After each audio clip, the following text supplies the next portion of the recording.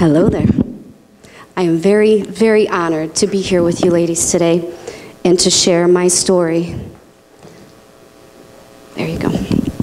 Well, I'd like to start by posing a question to all of you. And at the end of this presentation, I'm going to ask you this question again. You see, when you die, on your tombstone, there's going to be your name, the day you're born, and the day that you die. And in the middle, there's going to be a dash. And that dash is going to represent everything you've ever done in your life, both good and bad. The question is this: what would you like your dash to represent? I want to tell you a story about my dash. It's a story of a young girl growing up in communist Bulgaria under the communist regime. My family was very heavily persecuted by the Bulgarian government. In fact, they even labeled us enemies of the state. Why? Because we loved America and the freedom that it offered. They told us that we would never leave the country, that we would never live in freedom. But you know, as a result of much prayer, a series of miracles started to happen. And at the age of 10, we escaped Bulgaria. My parents had managed to obtain visas to neighboring communist countries, and our ultimate goal was to get to Austria, because Austria at the time was the only neutral country that accepted refugees. The real challenge, however, was really getting into Austria. Our journey took us to Romania, Hungary, and Czechoslovakia, but ultimately we needed to remain in Hungary because that was the only bordering country to Austria. Our visas only allowed us 48-hour access in Hungary. Well, we ended up staying there 40 days illegally. Now let me paint a picture for you about what that means. We could no longer go back to Bulgaria. If we were to go back, they would realize we were trying to escape and they would kill us. We couldn't go into Austria, we had no way of getting there. And we certainly couldn't stay in Hungary because we were there illegally and were living in constant fear and paranoia that we'd be discovered, deported, and then killed.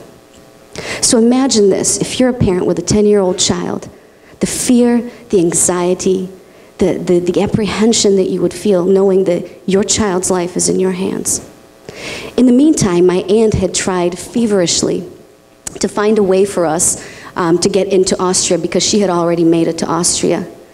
And on day 40, we had a gentleman come and greet us, and it was somebody that my aunt had worked out a deal with, and he came to get us. The following day, he told us the journey would start with my mom and I, and he asked us to get in the trunk of his car as he was about to smuggle us. Can you imagine that? Again, the fear, the anxiety. We had no idea if we would make it out alive through that journey. And let me tell you, these are not American cars with big, cozy trunks, little cars. We got into the trunk, he told us to be quiet, and the car took off. Shortly thereafter, the car stopped. We heard footsteps coming out all the way back to the trunk.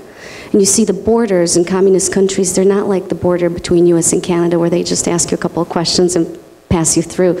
They check most of the cars. So as we heard the footsteps, the fear and the thought of death just gripped us. Shortly after the steps walked away, the gentleman got back into the car, took off. A couple of minutes later, the car stopped again, he opened up the trunk, and we found ourselves in a mountainous, wooded area. The gentleman did not speak our language, and we didn't speak his language, but using hand signals, he explained to us that we have to run through the forest, get to a river, cross the river, run through a field, and make it to the highway where my aunt would be waiting. Keep in mind, we were so paranoid, we had no idea who this guy was. We had no idea if he was going to turn us in. My mom grabbed my hand, and off we went, running. Now, if any of you have seen the movie The Fugitive, you would really understand the paranoia, the fear, that thought that somebody's chasing you and that you're really running for your life. As we were running, we ran right into this big barbed wire fence, and instantly we thought we were trapped. But we were ready to scale the fence if need be. Shortly thereafter, we saw that there was a hole at the bottom of the fence. We crawled through the hole, and we're facing the river. Now, when I say a river, it's not a brook or a stream. This is a very large river. And as my mom was trying to pull me out, the sheer force of the river was trying to carry me away. Once safely on the other side, our next challenge was one of the guard posts. Now, the guard post was there because there was supposed to be a guard in there shooting anybody who's trespassing. We were ready to zigzag through bullets as we ran across the field. But then as we snuck around, we saw that there was nobody there. Another miracle. We ran across that field and made it to the highway. and within minutes we're reunited safely with my aunt. It was a very tearful reunion. We all dropped on our knees and just kissed the ground. And it was really the first time that I had ever felt true freedom and joy. My father went through the same process just a couple of hours later, and again, we were safely reunited.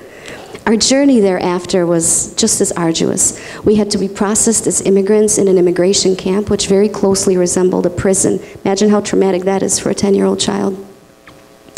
And at that point, I lost my childhood. I had to work odds and ends, kind of off the tables jobs with my family at bartending, restaurants, ice cream shops, vineyards, anything that would bring income because we had to survive. And you think to yourself, whatever would happen of a young girl who has endured such trauma, who has had to fight for her life in essence and really survive in a new country. We think that people like that would be messed up oftentimes, and maybe I am a little bit, but what the experience did is it actually created a passion in me. It created a passion in me to help hurting people. And this little girl all of a sudden had big dreams of changing the world. So when you think about my story, I think about how my story, my dash, has fueled my mission statement. And my mission statement is this: to change the world by helping the hurting and those in bondage to find freedom. And also to save lives, to build a sense of self-worth in people, and to inspire purpose. There's a lot of power in a story. We all have a story, and we've heard some wonderful stories here today. And some stories are much worse than mine, some maybe not so much. And all of us tend to think of our stories as something that holds us back, something that has created some sort of pain or deficit. And I want to challenge that. Rather than viewing your past as heavy luggage, use it to drive you forward. We have a choice to make. You can choose to let your story keep you bound up and ineffective, or you can choose it to create a passion to accomplish great things in life. If you think about some of the greatest musicians, movie makers, artists, book writers, created masterpieces from their pain. My story, my mission, and my purpose, those are the things that drive my dash. So what can you do? Well, see your story as valuable. Embrace it. Determine what your mission and purpose is. What would you like to be remembered for? What is that thumbprint you want to leave in this world? Use your story to create passion that will drive you to fulfill your mission. And you know what? Evaluate your dash regularly.